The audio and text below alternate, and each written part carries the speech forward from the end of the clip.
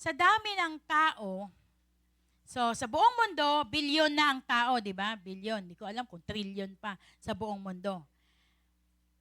Pero ang sabi doon ng salita ng Diyos, iisa lang ang binigay para sa kaligtasan. Pagkatapos noon, sa buong mundo, sa dami ng tao, biruin mo, lahat yun kayang patawarin ng Diyos. Biruin mo lahat yun kayang mahalin ng Diyos. Ang laki-laki ng puso ng Diyos. Amen? So napakasarap namnamin na tayo mismo, kaya kapag naranasan mo, kapag naunawaan po natin yung dakilang pag-ibig ng Diyos, hindi tayo magja-judge sa ating katabi, hindi tayo magja-judge sa ibang tao. Bakit?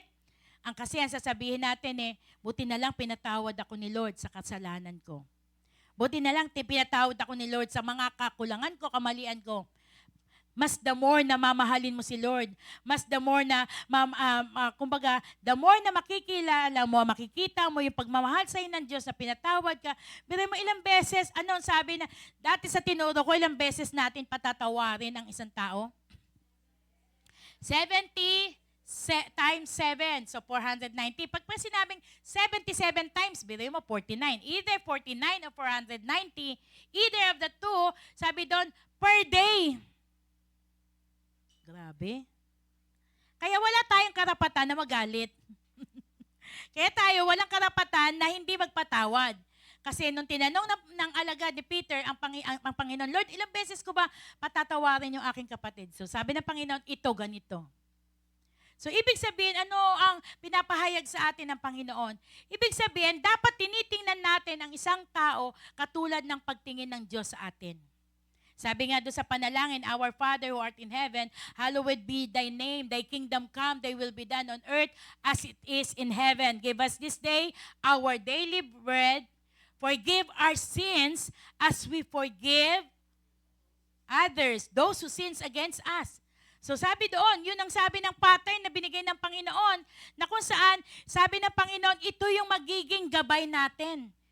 So, kasama doon, give us this day our daily bread. Ngayon, kung wala kang sapat na pagkain, pag nag-pray ka, Lord, give us this day our daily bread. O, ilang araw yun? Araw-araw. Tama? So, ibig sabihin, every time we come unto God, there is a power that comes from the Lord. Kaya napakahalaga, be excited kapag tayo ay be excited kapag tayo ay pupunta sa tahanan ng Diyos, be excited na mag-worship sa Panginoon kasi maraming ginawa at gagawin pa ang Diyos sa buhay natin. Amen? So today, I want to share to you, kumbaga nakita natin, nung nakaraan, sinare ko yung about sa mga Israelites, kung paano sila dineliver ng Panginoon mula sa Egypt into the Promised Land. So sabi ko nga nung nakaraan na kaya naranasan ng mga Israelites ang pagiging slavery kasi hindi na ipasa yung pananampalataya during that time nung kay Moses, during that time nung kay Joseph. So I want to share to you about the life of Joseph.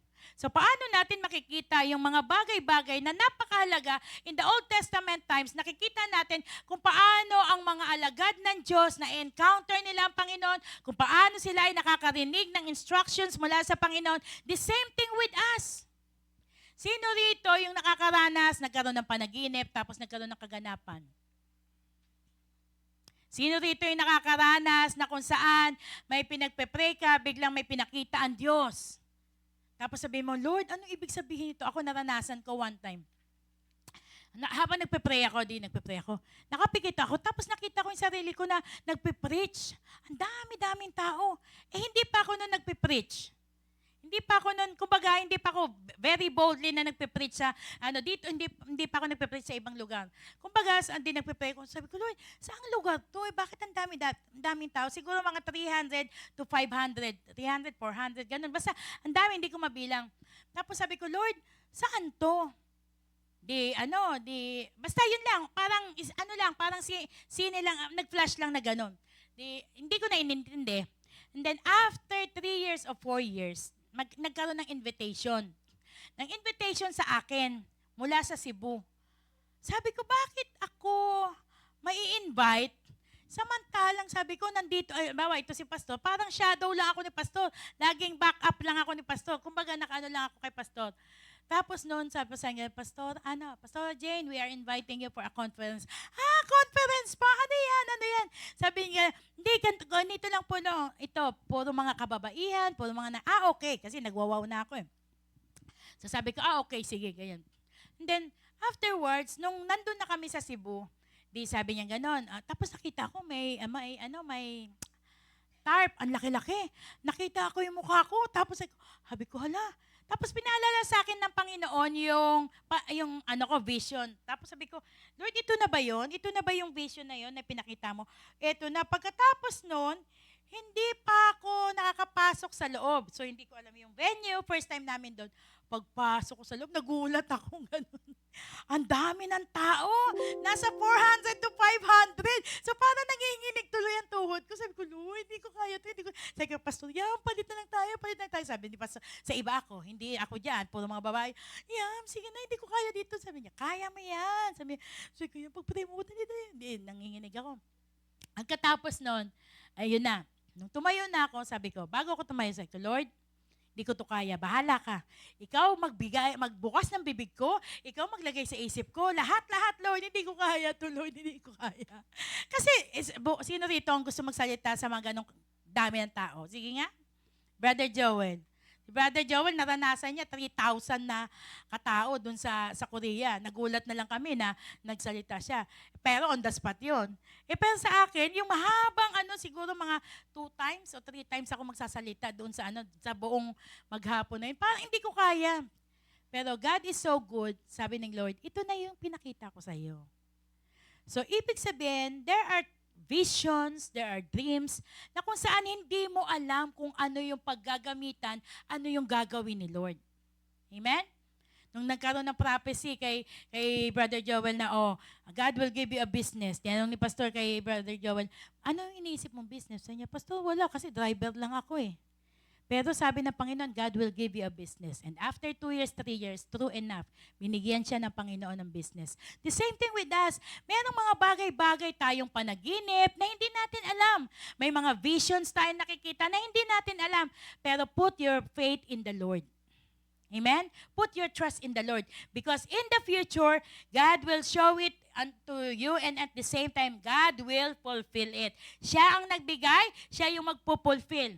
Kaya lang naman tayo natatakot kapag kumbaga, wala sa ating ability. Alam niyo po ba, mas maganda yung hindi sa ability natin? Kasi kapag abilidad natin, sasabihin natin, ay, ako to, kaya ako magaling. Ay, ako to, kaya ako mayaman. Ay, ako to, kasi matalino ako. Ay, ako to, kasi... Pero yung hindi mo akalain na, Lord, high school graduate lang ako. Lord, hindi ito yung course ko. Lord, hindi ito yung hindi ito yung gusto ko. Pero yun ang gusto ni Lord para sa iyo. Hello? At yung gusto ni Lord, yun yung mangyayari. Pero titingnan natin paano yung process para mangyari yon. So I want to share to you about the life of Joseph. So balikan natin ulit yung family tree ni Abraham bago napunta kay Joseph. So si Abraham, ang anak niya ay si Isaac. Ayan na naman, review na naman. Sino ang anak ni Abraham? Si Isaac. So si Abraham, ang asawa niya ay si Sarah. Si Sarah, hindi magkaanak, tapos noon, hindi siya magkaanak, meron siyang slave, meron siyang servant. Tapos noon, si Hagar. Nung hindi magkaanak si Sarah, sabi ng Panginoon kay Abraham, Abraham, I will bless you and you will be the father of many nations. Sabi ni Abraham, Lord, paano mangyayari yun? Baog yung asawa ko. Hello? Lord, baog yung asawa ko. Pagkatapos ako medyo matanda na, paano mangyayari yon? So gumawa ng paraan si Sarah. Sabi ni Sarah kay Abraham, Abraham, sipingan mo tong servant ko. Para kapag nagkaanak siya, ito ay makikredit sa akin. So si Hagar, sinipingan ni Abraham. Pagkatapos nagkaroon ng anak, ang anak niya ay naging si Ishmael. Sabihin natin, Ishmael. So, nung nagkaanak na si Hagar, tsaka si Abraham, nagagalit si Sarah. Yang sabi niya ganon, malakas na ang loob niya ni Hagar. Kasi, bakit? Kasi may anak siya. Palayasin mo na yung servant ko na yan. Palayasin mo na yan si Hagar, pati yung anak mo. Sabi ni Abraham, ano bang problema mo?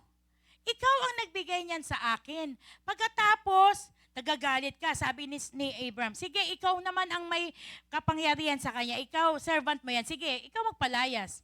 So, sa nangyari, nung lumayas si Hagar, sabi ni Sarah, Panginoon, tulungan mo ako, gusto ko rin magkaanak. Pagkatapos, God fulfilled His promise.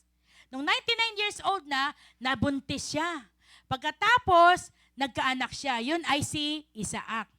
There are times na kung saan may nakita o pinakita sa atin ng Panginoon, pero tinutulungan natin si Lord. Hello? Sabihin mo sa katabi mo, ikaw ba yun? Tinutulungan natin si Lord. Bakit? Lord, ito yung pinakita mo. Sige, gagawin ko. Ako na bahala, Lord. Total, pinakita mo, ako na bahala. So, ang nangyari, hindi naman prinamis si Ishmael, pero ang prinamis ng Panginoon mula kay Sarah. Pero nagkaanak sila, si Sarah at saka si Abraham. At ang naging anak nila ay si Isaac. Pagkatapos nag-asawa si Isaac, nagkaroon din ng asawa si Isaac at nagkaroon ng anak, si Esau at saka si Jacob. Si Esau at si Jacob, sila ay kambal, na kung saan, pero mas matanda si Esau, pagkatapos si Jacob, mas bata. Si Isaac, ang naging asawa niya ay si Rebecca. Tama na ako. Si Rebecca. Pagkatapos, si Rebecca, favorite niya si Jacob. Si Isaac, favorite niya naman si Esau. Bakit favorite? Kasi si Jacob, tinuruan ni Rebecca ng mga gawaing bahay. Marunong siya magluto, marunong maglinis ng bahay. So, kumbaga, kahit lalaki siya, tinrain siya ni Rebecca. Pagkatapos, si Isaac, trinain niya naman si Esau sa panghuhuli ng mga hayop. Until such time, habang galing sa labas si Esau, nagugutom siya. Pagkatapos, naamoy niya yung niluluto ni Jacob. Sabi ni Esau, pahingi ako ng pagkain mo. Pahingi ako ng niluto mo. Sabi ni Jacob, pagpalit mo muna sa akin yung pagiging panganay. Sabi ni Esau, gutom na nga ako eh. Anong mapapala ng pagiging panganay ko dahil sa aking gutom? Mamamatay na ako sa gutom ngayon. Kaya sige, sa'yo na yung pagiging panganay. So, i-give up ni Esau yung sa pamamagitan lamang ng isang bowl ng pagkain. Sino rito'y sumasama ang loob kapag naubusan ng pagkain? Sino ang sumasama ang loob, lalo na ngayon, na buong linggo, meat ang wala. Sweet ang wala. Ay, ako'y talagang apektado talaga pa. Init ang ulo ko, hindi ko alam kung anong gagawin. So, lagi na lang si Pastor, mahilig sa gulay, gustong-gusto niya yun, tapos isda. Ay, ako, ang paborito ko lang, galunggong, yan. So, parang hirap na hirap talaga ako. Kaya, kumbaga, bumigay sa isang conference namin. No? So, in-offer sa amin. So, sabi ko kay Pastor nasa Laguna kami, Yam, gutom na ako. Sabi Pastor, hindi, sabi niya gano'n, hindi ka man dadla ng biskwit. Sabi ko, nakalimutan ko, ganyan.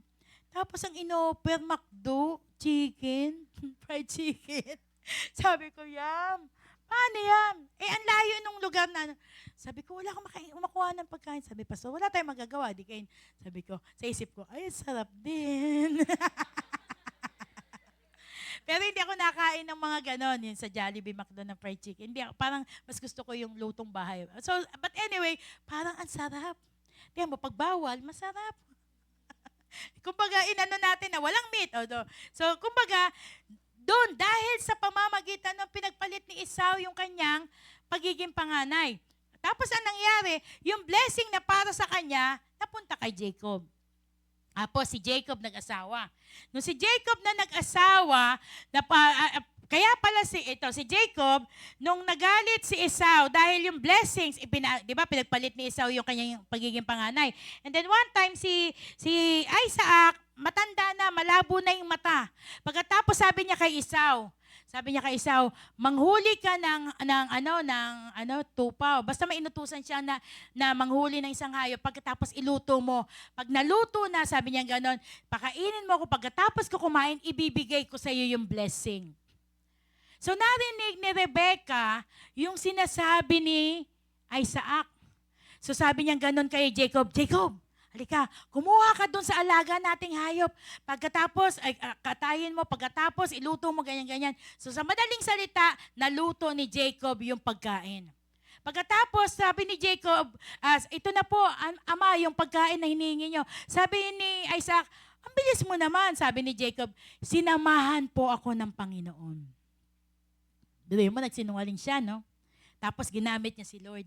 Sinamahan ako ng Panginoon. Pagkatapos nun, sige nga kung ikaw nga si Esau, lumapit ka nga rito. Matalino talaga yung kanyang nanay eh. Ang ginawa, yung balat, yung balahibo nung hayop na kinatay, ibinalot kay Jacob. Kaya nung lumapit si Jacob kay Isaac, naamoy niya yung amoy ng hayop. Tapos nakapanya, mabalahibo si Jacob. Pero si Esau kasi mabalahibo. So ang nangyari, nung kinapanya, oops, ito nga yung aking anak. Pagkatapos niya kumain, blines niya si Jacob. Pero hindi niya alam na siya ay si Jacob. Ang alam niya si Esau. Pagkatapos nun, dumating si Esau.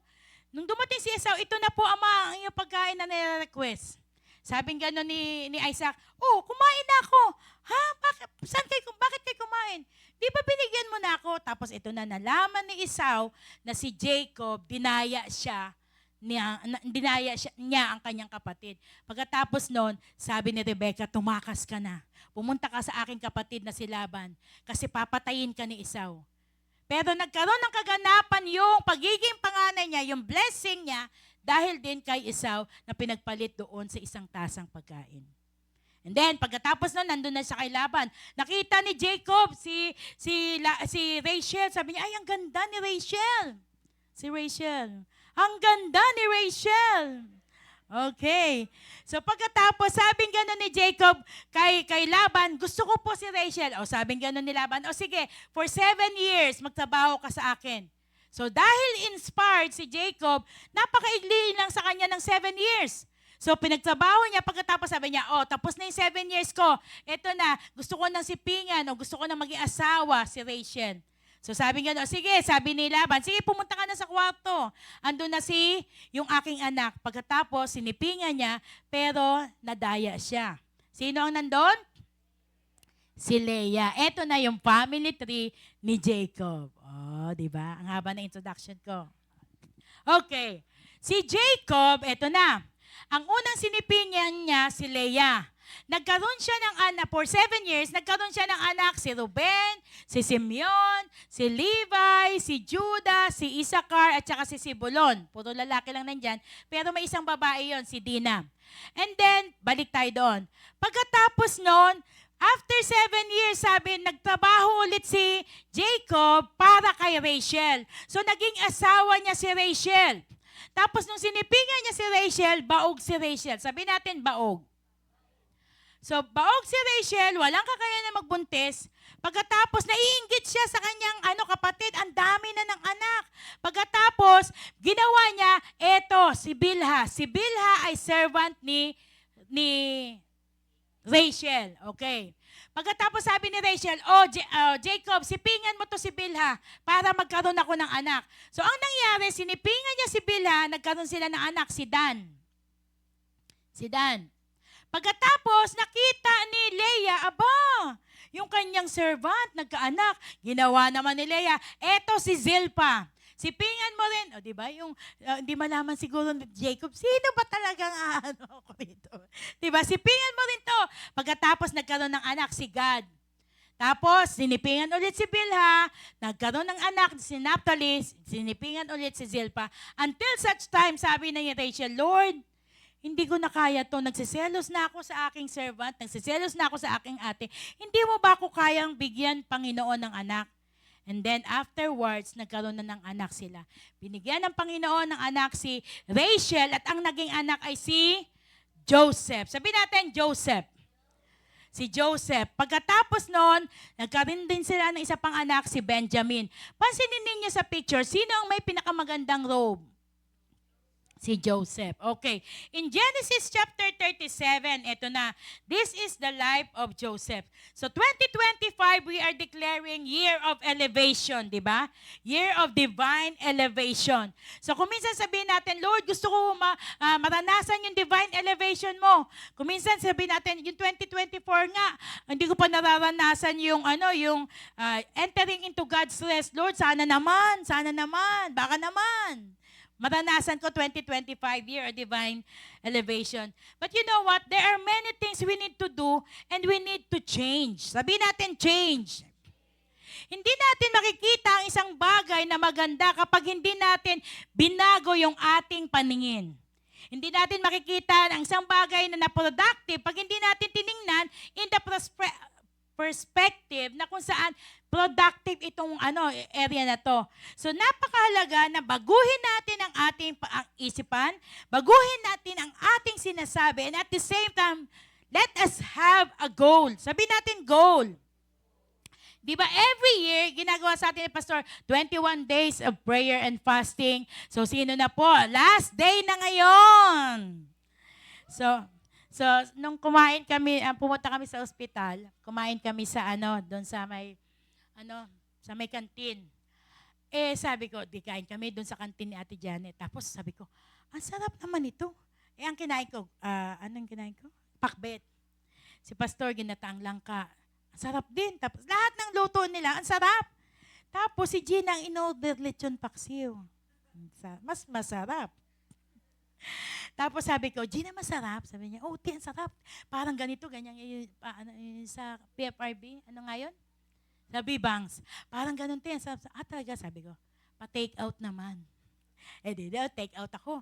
Tapos din ako sabay sabi, Pastor, ano yan? Sabi ko, sa Monday ko pa kakakainin ito. Kaya nasa freezer lang yung lechon paksiw. Kahapon na malengke kami, dumaan ako kila Janet, nakita ako may pata, may dinuguan. Take out yan!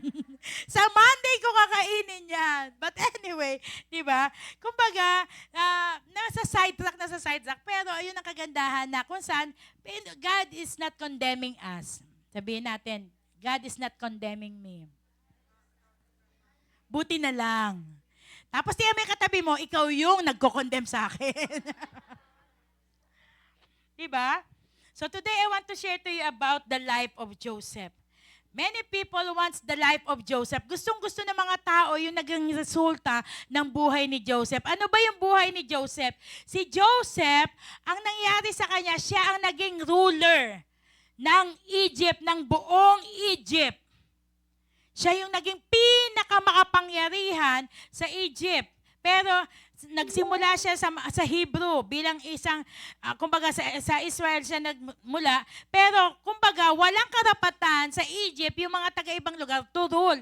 Pero dito natin makikita kung paano nagkaroon ng ganong pangyayari si buhay ni Joseph. In Genesis chapter 37, verse 1, tuloy-tuloy po natin. Genesis 37. So sabi doon, so Jacob settled again in the land of Canaan where his father had lived as a foreigner. Verse 2, sabi nga, this is the account of Jacob and his family when Joseph was 17 years old. Sabi natin 17. So 17 years old si Joseph, he often tended his father's flocks.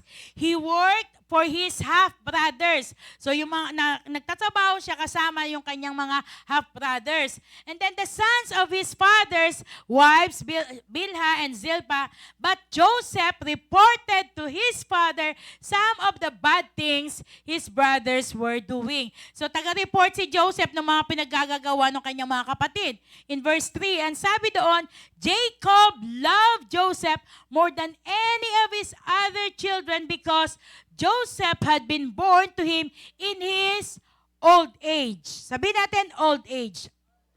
So kumbaga sa Jacob, kaya siya mahal na mahal ni Joseph, unang-una pinagpaguran siya ni Jacob kay Laban para makuha yung kanyang ina na si Rachel. Pagkatapos noon, matanda na si Jacob nung nagkaroon siya ng anak with Rachel, kaya mahal na mahal niya si Joseph. Panganay niya kay Rachel, si Joseph. At pagkatapos nun, so one day, Jacob had a special gift made for Joseph, a beautiful robe. And then in verse 4, sabi doon, but his brothers hated Joseph because their father loved him more than the rest of them. They couldn't say a kind word to him. So si Joseph, galit na galit yung kanyang mga kapatid. Sino dito yung nakakaranas na galit sa iyong kapatid mo? Okay. Galit na galit sa iyong kapatid mo. Bakit? Ano ang sabi? Kasi paborito ka. Sa aming magkakapatid, 8 kami, di ba? Ang iniisip nila, ako favorite ako ni nanay. Ako iniisip ko, favorite si Gina ni tatay. Tapos si Janet, iniisip namin, favorite siya ni nanay at saka ni tatay. Kasi lagi-lagi na, si Janet. Kasi si Janet, nung baby pa lang siya, mga 1 year old, 2 years old pa lang siya, lagi yan, kapag iniuupo ng nanay ko, ididikit siya sa wall. Wala pang high chair o wala pang chair sa pambata. Ididikit siya sa wall, tapos kabilaan yan, may unan. Kasi si Janet, pag inupo, bumabagsak na gano'n. Para siyang butot balat, as in talagang yung malnourished. Kasi bata pa lang si Janet, talagang masasakitin na. Ilang beses na yan na dadala sa ospital. Kaya ang dami niyang mga sa katawan. Ang tawag nga dyan kay Janet, MAPA. Kasi ang dami niyang mga rashes, nung maliit pa, ang dami mga... So, kumbaga, ang inisip namin, favorite si Janet na dahil hindi namin naisip na mas sakitin. Favorite si Janet kasi lagi si tatay at saka si nanay nakatuon kay Janet. Pagkatapos, nung lumalaki na kami, parang favorite na si Joel. Si Joel kasi nagsa-sidecar siya pagkatapos bibili siya ng pang-almusal. So nakikita namin, favorite na si Joel kasi ganito ganyan. Tapos sumunod naman, nakita namin favorite naman si Oyet. Pero nag-comment si Oyet kanina, favorite paluin te. Favorite paluin kasi si Oyet napakakulit. As in talaga pag sinabi mo, yung ganito, sinabi mo, dito ka, doon siya pupunta. So, kumbaga, siya ang laging cause na kaya kami mapapalo dahil sa kanya. So, kumbaga, kami, maski kaya sinasabi na favorite ako kasi exempted ako sa palo. Kasi pag dumating, halimbawa, nanay ko naglalaba. Tapos, si Oyet, Nay, ang bunganga talaga niya. Nay, si Joan, ganyan. Sabi naman, Joan, ito talagang babaeng ito.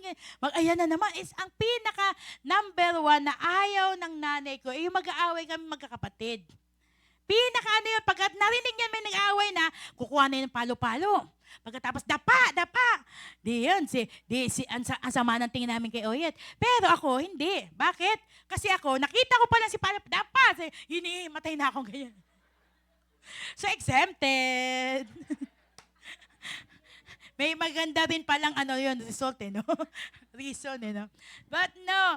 So, ganon. Pagkatapos, si Jean din, masasakit din. Kumaga, tapos si Joey, ang pinakakawawa sa amin kasi na-train siya sa bahay. O, lagi ka na, Joey, maglinis. Joey, maghugas ng plato. Kumbaga, so lahat, si Joey, tingin niya, lahat kayo favorite. Ako, nandito lang. So, kumbaga, lahat. Pero hindi natin alam kung ano rason, bakit nabibigyan ng pabor ang isang anak.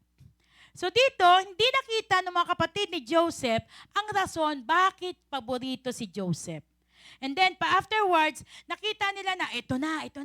Lahat, kumbaga, hindi sila nagsasalita ng mabuting salita, mabuting word kay Joseph. Lagi silang galit. So dito natin makikita na kung saan sa pamilya, sabihin natin pamilya, meron at merong nagtatalo. Meron at merong away. So number 1, I want to share to you, favoritism can destroy relationship. Favoritism can destroy relationship.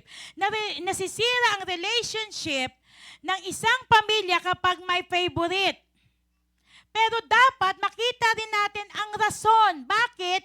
Paborito yun. Maaring yung isang rason, kaya mahal na mahal yung batang yun, katulad nung kay Janet, na talagang halos 50-50. Bata pa lang yun, lagi si Janet, laging ganun siya, laging hirap na hirap huminga. Kumbaga, anytime parang hindi mo alam kung anong problema sa katawan ni Janet. Pero, kumbaga, sa atin, bilang mananampalataya, bilang mga isang pamilya, di ba? Ano nagiging rason kung minsan sabihin ng mga anak, ang nagtatanim lang naman ng sama ng loob is yung mga anak. Pero yung magulang, hindi nila alam na may favorite sila. Pero hindi talaga favorite. Pero dahil may rason, bakit mo mahal, extra yung pagmamahal dun sa anak mo na yun. Maaring masasakitin, maaring may rason, maaring answered prayer ka sa pamamagitan ng batang to. So pero, in any ways, favoritism can destroy relationship. Kaya tayo bilang mga mananampalataya, kapag ikaw ay may hurts, ikaw ay may galit sa iyong mga kapatid, now is the time for you to be released. Amen? Kailangan makita natin sa ating sarili na hindi ako dapat mamuhay sa galit, sa sama ng loob kasi it will destroy us. It will cause destruction upon us. Sabi ng verse 5 to 8, sabi doon sa 37 verse 5, one night Joseph had a dream, and when he told his brothers about it, they hated him more than ever. So, galit na yung mga kapatid ni Joseph sa kanya dahil favorite siya ng kanyang tatay at nanay, pero lalong nagalit siya dahil sa kanyang panaginip, nagalit sa kanya yung kanyang mga kapatid. And then in verse 6, sabi doon, listen to this dream, he said. Verse 7, we were out in the field tying up bundles of grain. Suddenly, my bundle stood up and your bundles all gathered around and bowed low before mine. Verse 8, sabi niya ganun, his brothers responded, so you think you will be our king? Do you? Do you actually think you will reign over us? And they hated him all the more because of his dreams and the way he talked about them. So sabi ni Joseph, nagkaroon ako ng panaginip. May binabandel ako ng mga uhay. Tapos kayo din, nagbabandel din. Pagkatapos tumayo yung aking binabandel. Pagkatapos kayo nakapaligid ang inyong mga binandel, nagbow down doon sa aking grain. Kaya sabi nung kanyang mga kapatid, ano sa palagay mo? Maghahari ka sa amin? Sabi niya nga, di mas lalong nagalit yung kanyang mga kapatid. And then in verse 9 and 10, sabi nga doon, soon Joseph had another dream. And again, he told his brothers about it. Listen, I have another dream. He said, the sun, the moon, and 11 stars bowed low before me. Verse 10, sabi doon, this time he told the dream to his father as well as to his brothers, but his brother scolded him. So sinigawan na siya. What kind of dream is that? He asked, will your mother and will your mother and I and your brothers actually come and bow to the ground before you? So kumbaga, si Joseph, sinabi niya, nagagalit sa kanyang mga kapatid. Nung sinabi niya yung kanyang dream, mas lalong nagalit sa kanya, even yung kanyang ama. Sabi ng kanyang ama, ano ibig sabihin yan? Kami na magulang mo, magbabow sa'yo? Pero now, in this time, kung minsan tayo mga magulang, yung mga magulang sa panahon ngayon, tiklop tayo sa mga anak. Yung 1-year-old, 2 years old ngayon na bata, kaya nang pasunurin yung mga anak. Pag umiyak, dati, pag umiyak yung bata, pakakainin. Ililibangin, uy, tinan mo yung ibon. Uy, tinan mo, ayun. May aso. Yun. Ngayon, pag umiyak yung bata, uy, ito cellphone. Pansinin mo, wala ka pambiling bigas, pero may pambiling cellphone. Hello? Ngayon, essential na yung internet. Napaka-essential na yung internet. Wala kang makikitang bahay na walang internet. So dito, sabi ni Jacob, ano ibig sabihin? Magbabow kami sa'yo? Pero pagkatapos na nang sabing gano'n. So dito natin makikita na kung saan si Jacob, nagalit siya. Pagkatapos niya, sinabi niya gano'n na, sa palagay mo, kaming mga kapatid mo at kaming mga magulang mo ay magbabaw sa iyo. Pangalawang maunawa natin dito, do not just share your dreams to others because they can be dream killers. Kapag may pangitain ka, kapag may pangarap ka, o kapag may plano ka, huwag mo munang sasabihin sa iba. Dahil yung iba, mga killjoy yan. Tingnan mo yung katabi mo. Sabihin mo nga yan, sabihin mo, balak ko bukas mag-walking. Balak ko mag-jogging. Diba? Balak pa lang yun, ha? Lalo na kung may plano ka na. Plano ko, bumili ng sasakyan. Ha? Hindi mo kaya yan. Plano ko, gusto ko magkaroon ng bahay. Ha? Hindi mo kaya yan. Ako ngayon, natutuwa ako kahapon, habang sakay-sakay namin hindi namalansya sa bahay si Attorley. Habang sakay-sakay namin si Attorley, kasama niya si John Rick, yan. Kasama namin niya si John Rick. Tapos sabi niya, nagkukwentuhan kami, sabi ko Attorley, pinapagawa yung bahay ni Jenny Lynn.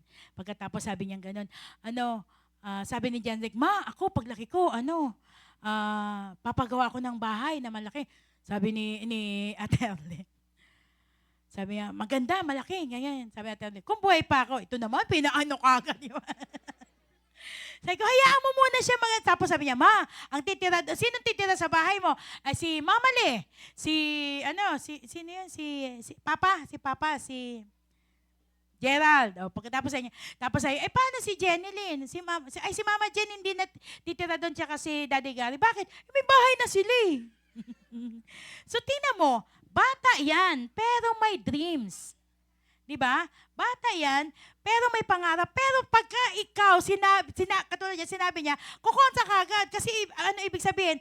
Bata ka pa, hindi mo pa alam. Pag ikaw lumaki na, ganyan. Pero, kumbaga, bawat isa sa atin may pangarap. Ano mo yung katabi mo? May pangarap ka ba? Pero kapag may pangarap ka, huwag mo munang sabihin sa iba. Kahit sa kapatid mo, kahit sa magulang mo, sabihin mo kay Lord. Hello? Sabihin mo kay Lord. Kasi anong gagawin ng mga nakapaligid sa'yo? Kukontrahin ka kagad. Diba?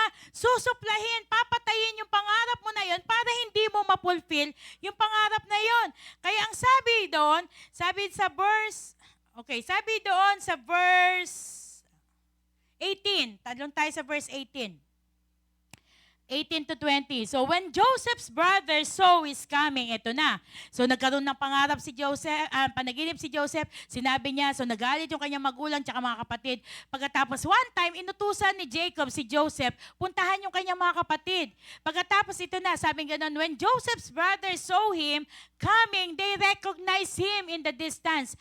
As he approached, habang lumalapit si Joseph, they made plans to kill him. Hello? Biruin mo, pinaplano ng mga kapatid niya na patayin si Joseph.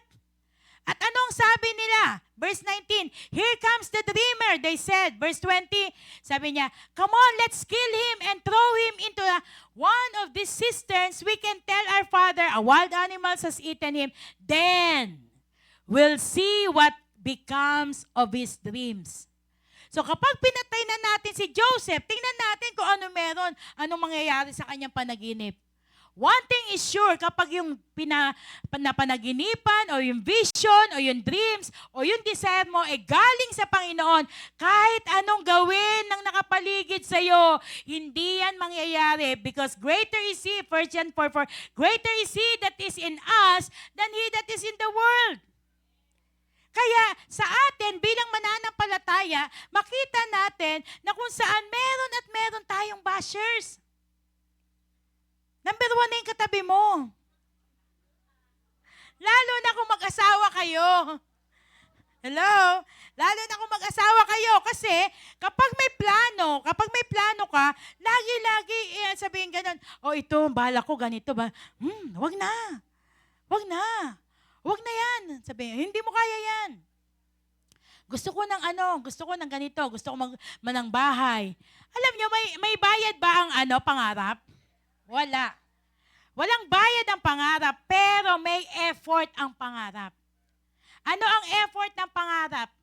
Be persistent. Tapos at the same time, magtuloy-tuloy ka. Yung desire mo, yung pangarap mo, ibigay mo sa Panginoon. Pagkatapos makikita mo, it will fulfill because dahil kasama ang Panginoon. So sabi doon sa verse 20, come on, let's kill him and throw him into one of the cisterns. We can tell our father, a wild animal has eaten him. Then we will see what becomes of his dreams. So ang tao, pinapatay yung pangarap o yung desire o yung yung nangyayari sa isang tao, yung plano ng isang tao, gusto niya, isuppress. Bakit? Ano yung number 1 na dahilan? Ano number 1 na dahilan? Inggit. Kaya kapag ikaw, may taong naiinggit sa'yo, matuwa ka. Sabi mo sa katabi mo, matuwa ka. Bakit ka matutuwa? May ginagawa kang tama. May tama ka. Okay? So sabi doon, sa verse 27, chapter 37, verse 27, instead of hurting him, sabi ni Ruben, yung panganay kay Leah, sabi niya, imbis na saktan natin siya, sabi niya, let's sell, hindi pala si Ruben, isa sa kapatid, si Judah. Sabi niya, instead of hurting him, let's sell him to those Ishmaelites traders. So sino yung Ishmaelite? Anak ni Isaac kay Hagar. Okay. So instead of hurting him, let's sell him to those Ishmaelites traders, yung mga nagtitinda. After all, he is our brother, our own flesh and blood, and his brothers agree. So ito, biruin mo, papatayin na si Joseph. Pero may ginamit ang Panginoon na sinabi niya, imbis na patayin natin, yung kanyang dugo ay malalagay sa ating kamay, ibenta na lang natin siya. So in verse 28, ang nangyari ito. So nung verse 28, so when the Ishmaelites who were Midianite traders came by, Joseph's brothers pulled him up out of the cisterns and sold him to them for 20 pieces of silver, and the traders took him to Egypt. So ito na, ilang taon si Joseph? 17. So, ibinenta siya sa Ishmaelites, tapos itong Ishmaelites na to, Midianites na to, papunta siya sa Egypt, papunta sila sa Egypt. In verse 36, sabi doon, verse 36, okay, Genesis 37. Meanwhile, the Midianites traders arrived in Egypt where they sold Joseph to Potiphar. Ito na. So, binenta si Joseph mula sa mga kapatid niya, papunta sa Ishmaelites, tapos itong Ishmaelites, ibinenta sa Egypt si Joseph, napunta siya kay Potiphar. Pagkatapos, si Potiphar, sabing ganon, si Potiphar siya ay captain. Potiphar was captain of the palace guard. Pinakamataas ba si Potiphar sa Egypt? Hindi. Isa lang siya sa captain. Okay. So pagkatapos nun, ano yung pwede nating matutunan dito? Do not let pains rest in your heart, but always forgive. Again, do not let pains rest in your heart, but always forgive. Alam niyo po ba yung puso ni Joseph? Kung ikaw yung ganon, bahala ka patayin ng kapatid mo. Pagkatapos, ibinenta ka. Pagkatapos, yung bumili sa'yo, ibinenta ka na naman. Kay Potiphar. So, parang ang sasabihin mo, Lord, ano ba tong buhay ko na to? Lord, bakit ganito? Pero Joseph has a good heart. Hindi siya nagtatanim ng sama ng loob. Ang lagi sinasabi, pag nabasa natin yung ibang chapter, the Lord was with Joseph. Lagi-lagi, anuman yung pinagdadaanan ni Joseph, lagi siyang merong pagpapatawad. Pinatawad niya, pinapatawad niya yung kanyang kapatid. Hindi niya sinasabi na, Lord, bakit ganito yung buhay ko? Lord, bakit ganon? Yung mga kapatid ko, galit na galit sa akin. Gusto ako patayin. Pagkatapos, binenta ako. Pagkatapos, ito naman, kay Potiphar naman. At ang kasunod dito, ano nangyari? Nung binili o nung binenta kay Potiphar si Joseph, ang nangyari, naging blines ng Panginoon si Potiphar, yung kanyang pamilya, yung kanyang mga property. Pagkatapos sabi ni Potiphar, mula nung dumating dito si Joseph, pinagpala ako ng Diyos. Ay, kaya ang nangyari, sabi ni Potiphar, sige, ikaw na mamahala sa lahat ng aking ari-arian. Wag lang yung pagkain ko at wag lang yung misis ko. Hello? So pagkatapos na, si Joseph na namamahala. Dahil si Joseph ay gwapo. Yung asawa mo ba ay gwapo? Daw. Dahil si Joseph ay matipuno, nagustuhan siya ng asawa ni Potiphar. Pagkatapos inaakit ng asawa ni Potiphar si Joseph, lumalayo si Joseph. Si Joseph, kakaiba siya kay Samson. Si Samson, kapag inaakit ng babae, lumalapit si Samson, kaya may kanta nga. Run, Samson, run. No, di ba? Ibig sabihin, kapag tinutokso ka ng, kumbaga, may tukso, tumakbo ka. Si Joseph, inaakit siya ng asawa ni Potiphar. Anong ginawa niya? Tumakbo siya. Nung tumakbo siya, naiwan niya yung kanyang damit. Pagkatapos, anong ginawa ng asawa ni Potiphar? Anong ginawa? Sumigaw siya, tulong, tulong, tulong. Lumapit lahat ng guard. Bakit po? Ay, yung dinala sa atin na yung pinagkatiwalaan ni Potiphar, gusto akong rapin. Totoo, hindi? Hindi. Katapos, nagalit si Potiphar. Sabi ni Potiphar, pinakulong si Joseph. Nung napunta na sa kulungan si Joseph, eto na. Dahil the Lord's favor is upon Joseph, nung nasa kulungan na siya, yung pinaka-head guard, ginawa siyang kanang kamay. So, ang nangyari, siya ang nag-rule din doon sa mga nakakulong. And then one time, merong baker at saka merong cupbearer. Doon sa cupbearer, lungkot na lungkot siya. Sabi ni Joseph, anong problema? Sabi nung cupbearer, kasi po, nagkaroon ako ng panaginip. Sinabi niya, ganito, ganyan. Sabi ni Joseph, yung panaginip mo, ganito. After 3 days, ipapatawag ka ng paraon. Pagkatapos, ibabalik ka niya sa pwesto mo. Magiging cupbearer ka ulit. So, narinig nung baker, yung panaginip o interpretation ni Joseph doon sa cupbearer. Sabing gano'n nung baker, ay, ako din, nagkaroon na panaginip. Ganito, ganyan. Pagkatapos sabing gano'n ni Joseph, ito mangyayari sa'yo. After 3 days, ipapatawag ka rin na paraon. Pero ihahang ka, pupugutan ka ng ulo. And true enough, nangyari. Nung nangyari yon, ang sabing gano'n ni Joseph, doon sa cupbearer, sabi niya, sabi niya gano'n, Genesis chapter 40, verse 14 to 15. Genesis 40, verse 14 to 15. Sabi niya, and please remember me and do me a favor when things go well for you. Mention me to Pharaoh so he might let me out of this place. In verse 15, sabi niya, for I was kidnapped from my homeland, the land of the Hebrews, and now I am here in prison, but I did nothing to deserve it. There are times sa buhay natin na wala naman tayong ginagawa pero inaakusahan tayo. There are times sa buhay natin na, kumbaga, wala naman tayong ginawang mali pero sinisiraan tayo. But you know what? Si Joseph, sabi ko nga kanina, hindi siya mapagtanim ng sama ng loob. Kaya sabi niya ganon, nung ininterpret niya yung panaginip ng cupbearer, sabi niya, sana alalahanin mo ako. Pag nabalik ka, ipakilala mo din ako sa Pharaoh. Sana iligtas mo ako dito sa prison kasi wala naman akong ginagawa to deserve this. Okay? So dito natin makikita in chapter 41 verse 25. Nagkaroon ng panaginip ang Pharaoh. Pagkatapos, nung nagkaroon sa buong chapter 41 verse 1, nagkaroon ng panaginip ang paraon, pagkatapos walang maka-interpret. Doon naalala ng cupbearer si Joseph.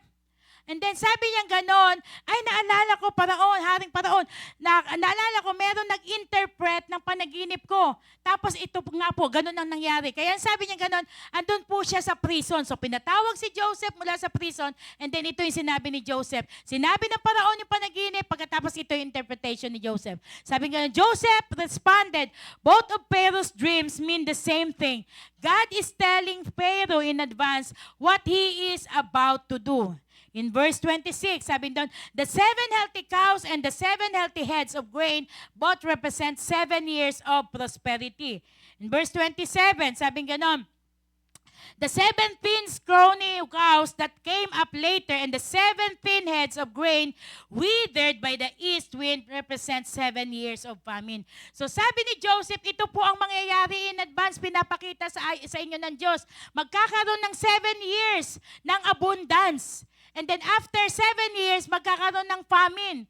Kaya kung babasahin mo yung buong chapter, sabing gano'n ng paraon, anong gagawin ko? Sabi ni Joseph, humanap po kayo na magpapagkatiwalaan para gawing head, para dito ay siya ang mangangasiwa sa 7 years of abundance. Kaya ang sabi doon sa verse 39, sabi doon, then Pharaoh said to Joseph, so dahil sinabi nga ni Joseph, humanap kayo ng tao na kung saan magiging siya ang magro-rule. Pagkatapos, walang mahanap yung paraon doon sa Egypt. Ang ipinakita ng Panginoon, si Joseph. Ito na. Then Pharaoh said to Joseph, since God has revealed the meaning of the dreams to you, clearly no one else is as intelligent or wise as you are. Okay, as you are. You will be in charge of my court, and all my people will take orders from you. Only I, sitting on my throne, will have a rank higher than yours. Sunod. Pharaoh said to Joseph, I hereby put you in charge of the entire land of Egypt. 42. Sabi niya ganon. Then Pharaoh removed his signet ring from his hand and placed it on Joseph's finger. He dressed him in fine linen clothing and hung a gold chain around his neck. Ano yung pinagsilosan ng mga kapatid ni Joseph sa kanya? Yung robe na kung saan ginawa ng tatay niya na very special, binigay kay Joseph, tapos yung robe na yon, yun yung ginamit ng kanyang mga kapatid para sirain pagkatapos anuan ng dugo ng hayop para ipakita sa kanilang tatay, ito si Joseph. Nilapa ng hayop. Pagkatapos, eto na. Dahil si Joseph, hindi siya mapagtanim ng sama ng loob. Eto na siya ngayon. The same thing with us, mga kapatid. Do not let bitterness come into your heart. Do not let anger stay in your mind. Saan nangungusap si Lord? Sa puso o sa isip? Sa puso. Saan nangungusap si Satanas? Sa isip. Saan ka lagi? Sino lagi kumakausap sa'yo? Si Satanas. Ay, ayan. Alam mo ba na si lahat ng lason inilalagay ni Satanas sa isip. Until such time, kapag na-penetrate ni ng Satanas yung isip mo, papasok na yan sa puso mo. Magkakaroon ka na ng galit. Magkakaroon ka na ng sama ng loob. Until such time, magsasalita ka na ng hindi maganda. Si Joseph, kahit pa ganun ang nangyari sa kanya, kahit pagalit sa kanya yung kapatid niya, yung mga kapatid niya, still, ang lagi niya sinasabi, puno siya ng pagmamahal, hindi siya nagdadala ng sama ng loob. Tingnan niyo ang nangyari. The Pharaoh, he dressed him in fine linen clothing and hung a golden chain around his neck. So yung ginawa ng tatay ni Joseph sa kanyang robe na maganda, pinalitan ng Panginoon ng mas maganda and mas powerful. Tapos binagyan pa siya ng necklace. Tapos in verse 43, ang sabi doon, Then he had Joseph ride in the chariot reserved for his second in command.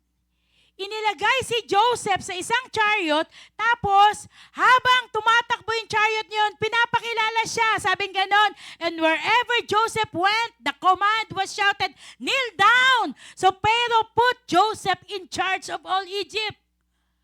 So saan unang sumakay si Joseph? Mula dun sa cisterns, dun sa traders. Tapos, ang ano pa noon, maaring in times, hindi ko alam kung nakatali yung kamay ni Joseph. So, kumbaga, sa kanila kasi, ang slave, pinapakita sa plaza. Kumbaga, wala kang, pagka pinurchase ka ng isang, katulad noon, pinurchase siya ng Ishmaelites. So, walang karapatan si Joseph sa buhay niya. Wala siyang karapatan sa sarili niya. Pero tingnan nyo, tinurn around ng Panginoon ang kanyang sitwasyon. Sa buong Egypt, inikot siya with the chariots. Saying, kneel down, kneel down, kneel down. Ano yung unang panaginip ni Joseph? Nag-bow down yung kanyang mga kapatid. Ito, buong Egypt. In verse 44, ang sabi doon, and Pharaoh said to him, I am Pharaoh, but no one will lift a hand or foot in the entire land of Egypt without your approval. Hello? Nakuha niyo yung message? Na kung ikaw ay titingin sa sitwasyon mo, wala kang magagawa sa sitwasyon mo. Pero once na makita mo ang pagkatawag sa iyo ng Diyos, kahit pahalos, naalala ko yung sa testimony ni Brother Joel, yung time na yung lubog sila sa utang for 8 years, 9 years, ganyan. Pagkatapos, si nanay namatay, ang term ni Joel, para akong binugbog, tapos tinadyakan, tapos, yung subsob na sa floor, pero parang sinusuntok pa rin ako, parang ganyan. Sabi niya, hindi ko alam, basta ang sabi ko lang, Lord, bahala ka na. Ganon din si Joseph. Pero tingnan mo ang nangyari sa kanya. Because Joseph do not let bitterness, hatred, pains, rest in his mind or rest in his heart. Laging tinitingnan ni Joseph yung buhay niya, na kung saan, binenta nga ako ng kapatid ko ng mga kapatid ko. Gusto nga akong patayin Pero, sabi niya, Lord, ikaw na bahala. Then, Genesis chapter 45, verse 3 to 5. Ito ang 43, verse 3 to 5. Nung naging ruler na si Joseph, dumating yung kanyang mga kapatid. Bibili ng pagkain. Pagkatapos noon, si Joseph sa kanya dumadaan lahat. Nung nakita ni Joseph yung kanyang mga kapatid, una hindi siya nagpakilala, pero hindi niya na matiis. And then afterwards, ito na, sabi niya, I am Joseph, he said to his brothers. Is my father still alive? But his brothers were speechless. They were stunned to realize that Joseph was standing there in front of them. Verse 4, sabi doon, please come closer. Alam mo, nakita ni Joseph doon, na-miss niya yung kanyang mga kapatid. Halika, lapitan niya. Lapit kayo sa akin, halika. And he said again, I am Joseph, your brother, whom you sold into slavery in Egypt. Pero in verse 5, sabi niya, but don't be upset. Sa other translation, don't be afraid. Huwag niyong sisihin ang sarili niyo. And don't be angry with yourselves for selling me to this place. It was God who sent me here ahead of you to preserve your lives. Amen? So yung mga distraction, yung mga bashers, yung mga tao na nagsasalita against sa'yo, huwag mong intindihin yan. Don't look at them. Look at what God has prepared for you. Lalong-lalo na kapag maraming atake sa'yo.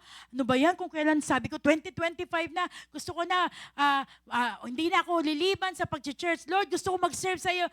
Tapos bigla may atake. Biglang may sumakay, papunta ka na ng church. Ito nga, katulad ng kay Sister Adele. Papunta na siya for 2 weeks. May sakit si Sister Adele, inuubo. Tapos sabi niya, Pastora, hindi pa po ako maaro. Yung cell group namin, na-move. Pagkatapos nun, papunta na siya sa church. Tapos na-disgrasya siya. Tapos kumbaga, maraming distraction, maraming pakanaang kaaway. Kung ikaw yung ganong sa sitwasyon, huwag mong tingnan yung pakana ng kaaway. Tingnan mo, ibig sabihin may gagawin si Lord. Kasi kapag may gagawin si Lord, be prepared. Hello? Maghanda ka. At dahil doon sa gagawin ni Lord, it will elevate you. Itataas ka ng Panginoon. Amen? Kaya wag mong tingnan yung detractors, yung kumbaga yung mga naninira sa iyo, yung mga paraan ng kaaway para malayo ka dun sa plano ni Lord. Tingnan mo si Moses. Si Moses dapat 40 years lang ililid na niya yung mga tao sa promised land. Pero it took them 40 years. At bago pa pumunta sa promised land, 40 years na nagantay pa si Lord kay Moses. Dahil umaayaw na si Moses. Pero sabi ng Panginoon, antayin pa rin kita. Yung purpose ni Lord sa buhay mo, walang ibang makakagawa, ikaw lang. Kaya, naglaylo ka man, 1 year, 2 years, 3 years, 5 years, kung minsan siya sabi mo, ayaw ko na Lord. Pero gumagawa ng paraan si Lord para muli kang ilapit sa Kanya. Amen? Kaya kapatid, si Joseph, sino mag-i-imagine na kung saan magiging makapangyarihan sa Egypt. Alam niyo sa panahon ngayon, kapag nung pumunta kami ng Israel, one time, may tinanong, sabing gano'n nung nag-ano sa amin, kapag tinanong mo raw ang Egyptian, sino si Joseph? Sabi nila, Joseph makes Egyptian rich. Pag sinabi, tinanong, how about Moses? Moses makes Egyptians poor. Kasi dinala ni Moses at saka ng mga Israelites yung mga kayamanan na kung saan itinalaga ng Panginoon para dalahin into the promised land. Kasama doon yung buto ni Joseph. Pero mo, patay na si Joseph pero nakarating siya sa promised land. Pero yung mga reklamo, ano ba Moses? Papatay mo ba? Ano ka ba Moses? Sila yung namatay sa wilderness. So, ang nakarating sa promised land, those who always trust the Lord. Same thing with us. Amen? Let's pray. Father, we thank you, Lord, for your goodness, for your faithfulness. Katulad ng buhay ni Joseph, Lord, nawa ito'y maging halimbawa sa amin na makita namin na may purpose ka sa buhay namin. Huwag kami magpadaya kay Satanas na lagi kaming biniblame, lagi kaming isinasaksak sa isip namin yung mga maling gawa namin. Lord, bagkus makita namin yung dakilang biyaya mo, yung sukdulang biyaya mo, Panginoon, na hindi pa kami nakakakilala sa iyo, Panginoon, mahal mo na kami. Pero Lord, nung nakakilala kami, Panginoon, ipinagkatiwala mo sa amin si Jesus na tumira sa amin, and at the same time, ang banal na Espiritu ay sinasamahan kami. Lord, mas greater kami sa mga Israelites. Mas greater kami kila Joseph. Kasi Lord, during this time, ikaw ay namatay na sa krus ng Kalbaryo. At ikaw ang sumasama na sa amin. Kaya Lord, tulungan mo kami at patuloy na makita namin yung purpose ng aming buhay na ikaw mismo, O Diyos, ang tumawag sa amin at hindi lang kami tinawag mo para manatiling Sunday Christian, Panginoon, kundi Lord, bawat isa sa amin, gamitin mo rin, Panginoon, as your servant, Panginoon, na makita namin yung calling mo, Panginoon, at ang susi ng aming katagumpayan ay ikaw lamang, wala nang iba. Lord, bless your people, each one of us, O God, na makita namin our life is connected with you always. Maraming pong salamat. We give you thanks and praise in Jesus' name. Amen and amen.